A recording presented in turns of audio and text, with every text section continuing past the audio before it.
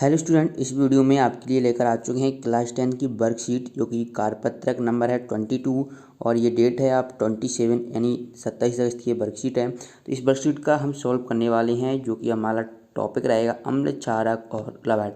जो इससे कुछ क्वेश्चन इसको हम पढ़ेंगे, इसमें से क्या संबंधित क्वेश्चन है, फिर इससे हमें कुछ क्वेश्चन पूछे जाएंगे, उनका आंसर्स भी हम पढ़ेंगे। ओके, तो अम्ल क्षारक और लवण ये चैप्टर है और इसका जो टॉपिक अलग से ये है पीएच स्केल। ओके, तो आज का जो हमारा पूरा वर्कशीट है यानी कार्यपत्रक है वो टोटली बेस्ड है पीएच स्केल पर कि पीएच स्केल क्या होता है। ओके, इसके यूजेस क्या हैं, इसके दैनिक जीवन में क्या यूज कर सकते हैं। तो इस प्रकार से इसमें क्वेश्चन आपको पूछे जाएंगे।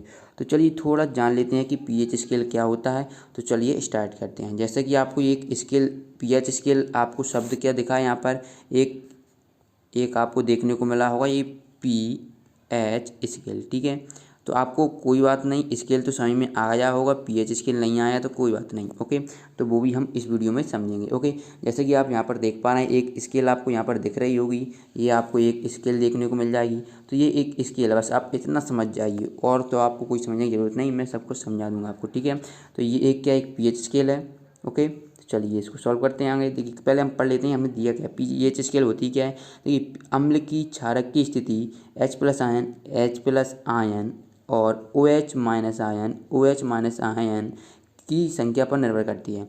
तो देखिए होता है क्या कि जब H+ आयन होता है तो कोई जब यौगिक कंपाउंड जब H+ आयन है तो उसे हम अम्ल बोलते हैं। ठीक है, और जब OH- आयन होता है तो उसे हम क्षार बोलते हैं।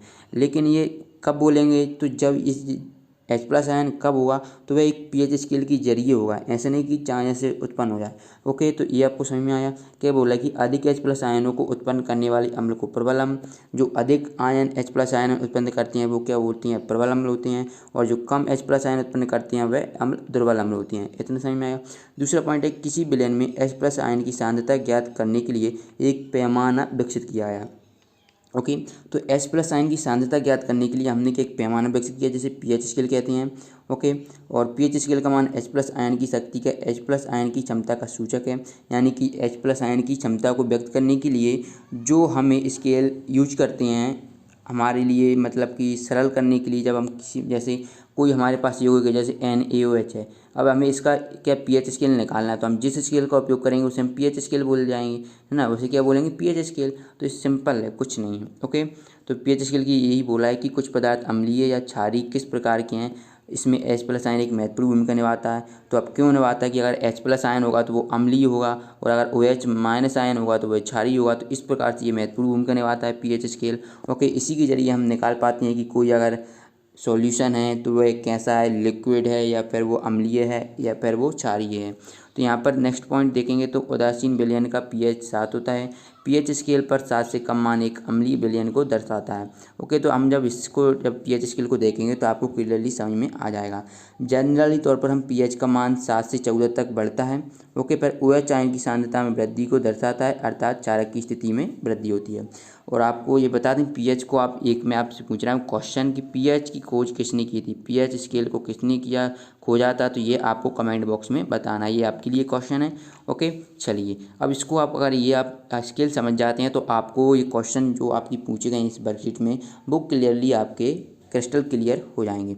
दोस्तों ऐसा कहना है कि जो पीएच स्केल होती है वो 0 से 14 तक चलती है। ओके, जब आप 0 से 7 तक चलेंगे तो यहाँ तक आपका क्या अम्लीय गुण रहेगा 0 से 7 तक। ओके, जैसे ही आप 7वें इस बिंदु पर आते हैं, 7वें बिंदु पर, तो ये जो आपका अम्लीय गुण खत्म होकर ये क्या उदासीन हो जाएगा, उदासीन यानी न्यूट्रल हो जाएगा, यानी कि इस पर कोई सा भी गुण नहीं रहेगा, ना ये अम्लीय रहेगा ना ये क्षारीय।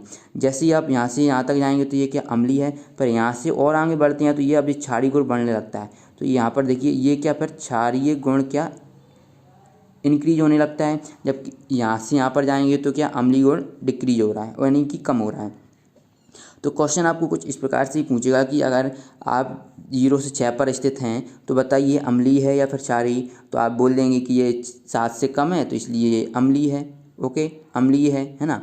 और ये भी पूछ सकता है कि सबसे अधिक अम्लीय मान कितना है, तो आप जब यहाँ से चलेंगे इधर तो अम्लीय मान आपको क्या 6 दिख रहा है, अधिक मान 6 है, ना कि आप 14 कर दें, क्योंकि 14 मान तो क्या टोटली ये क्षारीय में आ जाएगा, जबकि अम्लीय बोला है तो अम्लीय 6 अधिक होगा, क्योंकि 7 तो फिर वो न्यूट्रल हो जाता है, ना अम्ल होता है ना क्षार।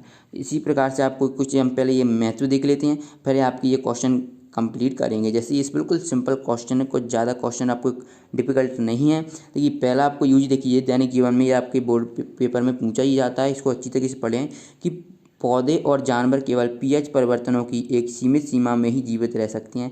आमतौर पर जानवर और इंसान की शारीरिक 7 से 7.5 की पीएच रेंज में काम करता है। ओके, तो जो 7 होता है यानी न्यूट्रल होता है, और उससे अधिक यानी क्षारीय, इसमें काम करता है इंसान का पीएच मान। ओके, इसने में पर दूसरा पॉइंट बोल रहा है कि जब वर्षा का जल 5.6 से कम हो जाता है तो उसे अम्लीय वर्षा कहते हैं। ओके, तो आपको ये क्वेश्चन पूछा जाता है अम्लीय वर्षा किसे कहते हैं, तो आप लिखेंगे जब वर्षा का जल मान का पीएच मान 5.6 से कम हो जाता है। ठीक है, किसने से 5.6 से कम हो जाता है तो हम इसे क्या बोलते हैं, पीएच मान अम्लीय वर्षा बोलते हैं। जब ये अम्लीय वर्षा नदियाँ या झीलों जैसे जल स्रोतों में मिलती है तो पानी का पीएच मान कम हो जाता है, इससे जलीय जीवों को नुकसान होता है। ओके, तो ये भी ध्यान में रखना है, इससे किसको नुकसान होता है, जलीय जीवों को नुकसान होता है। इसके बाद देखिए, इसके अलावा जब हमारे पेट का पीएच मान कम हो जाता है तो इसमें एसिडिटी की समस्या हो जाती है। ओके, तो आप देखते हैं जब अमाशय में अम्ल के पाचक के लिए जब एसिडिटी हो जाती है तो हम क्या किसी खट्टी चीज़ का उपयोग करते हैं, क्योंकि इसमें क्या आप देखते हैं कि पीएच मान कम हो जाता है। ओके, तो इसलिए हम क्या खट्टी चीज़ का सेवन करते हैं। इसके बाद नेक्स्ट है कि जब हमारे मुंह का पीएच मान कम हो जाता है तो हमारे दांत सड़ जाते हैं। ये इंपॉर्टेंट बात है कि अगर आपका पीएच मान कम हो जाता है तो आपके दांत सड़ जाएंगे। ओके, नेक्स्ट है यहाँ पर देख पाएंगे कि मिट्टी के पीएच मान में परिवर्तन के कारण यह बंजर हो जाती है। ओके, जब मिट्टी में की जो आपकी मिट्टी है उसमें पीएच मान में परिवर्तन नहीं होगा, परिवर्तन के कारण वे बंजर हो जाती है। बंजर क्यों हो जाती है, क्योंकि उसमें अलग अलग प्रकार के अम्लीय क्षारीय गुण आ जाते हैं। अगर मान लीजिए ये भूमि है और उसमें परिवर्तन होता जा रहा है, ये अम्लीय गुण आ गया, पर तुरंत थोड़ी बात परिवर्तन हो रहा है तो क्षारीय आ गया, तो एक दूसरे को क्या न्यूट्रल कर देंगे यानी उदासीन, तो इसलिए वो बंजर हो जाती है। चलिए अब हम अभ्यास करते हैं, आइए अभ्यास करें। इन क्वेश्चन को समझते हैं, बिल्कुल सिंपल है। आपके पास ए और बी दो विलयन है। ओके, मान लीजिए ये आपका एक सॉल्यूशन है। ठीक है, इसमें आपका ए है और ये आपका एक बी है। ओके, ये आपका बी है सॉल्यूशन, ये दो विलयन है। विलयन ए का पीएच मान, ये आपका जो विलयन ए का पीएच मान है वो यहाँ पर बच्चों 6 दिया हुआ है। ठीक है, इसका पीएच मान कितना है, 6। ओके, और इसका पीएच मान कितना दिया है, पीएच मान 8 दिया है। ओके, तो इन दोनों में से किस विलयन की एच आयन की सांद्रता अधिक होगी। देखो एच आयन की सांद्रता यानी कि अम्ल है ना, अम्ल, तो ये अब मुझे ये बताओ, ये 8 तो होगा ही नहीं, क्योंकि 8 7 से आगे जा रहा है यानी 8, तो ये तो क्षारीय होगा। तो जब ये आंसर हमारा कैंसिल हो गया है ये वाला, तो ऑब्वियसली ये सही होगा, ये यानी ए सही होगा। तो यहाँ पर मैंने वही लिखा है ऑप्शन विलयन ए में H+ आयन की सांद्रता अधिक होगी। ओके, समझ में आया क्या करना है, क्या कैसे किया। चलिए दूसरा देखते हैं कि ऊपर दिए गए प्रश्न में किस विलयन की प्रकृति अम्लीय और किसकी क्षारीय है। तो हमें दिख रहा है कि ए क्या 6 से 6, इस ए का मान 6 है तो ये अम्लीय प्रकृति का होगा, और बी 7 से अधिक है तो ये क्षारीय प्रकृति का होगा। तो इसलिए हमने यहाँ पर लिखा है कि विलयन ये अम्लीय है और विलयन भी क्षारीय है, इस प्रकार से लिखेंगे। पर तीसरा देखते हैं, ताजे दूध का पीएच 6 है, इसके दही बन जाने से इसके पीएच मान में किस प्रकार का परिवर्तन हो जाएगा। तो दोस्तों यहाँ पर तीसरे का आंसर देखिए कि देखो दही लैक्टिक अम्ल के कारण स्वाद में खट्टे होते हैं। जैसे कि जानते हैं दही में लैक्टिक अम्ल पाया जाता है, और जो कि दही खट्टा होता है मतलब कि अम्लीय होता है। ठीक है, अब क्या दूध से दही बनने पर पीएच का मान कम हो जाएगा तभी ये बन पाएगा। ओके, इस प्रकार से ये क्वेश्चन कंप्लीट होता है। इसके बाद देखिए शुद्ध जल का पीएच मान और इसकी प्रकृति क्या हुई। शुद्ध जल का पीएच मान 7 है तो इसकी प्रकृति क्या हुई आपको ये बताना है। दोस्तों आप यहीं पर देख पाएंगे शुद्ध जल ये है, शुद्ध जल का पीएच मान कितना है, 7 है, तो इसकी प्रकृति क्या होगी, न्यूट्रल यानी उदासीन होगी इसकी प्रकृति। तो यहाँ पर मैंने लिखा हुआ है उदासीन। ओके, इस प्रकार से आपकी ये वर्कशीट कार्यपत्रक नंबर 22 कंप्लीट होती है। बच्चों ऐसी वीडियो पाने के लिए चैनल को ले सब्सक्राइब, क्योंकि चैनल को सब्सक्राइब करना बिल्कुल फ्री होता है। ओके, अगर आप और वीडियो चाहते हैं कि आप प्रोवाइड करें तो आप हमें कमेंट बॉक्स में बता सकते हैं और अपनी राय भी दे सकते हैं। मिलते हैं नेक्स्ट वीडियो में, धन्यवाद।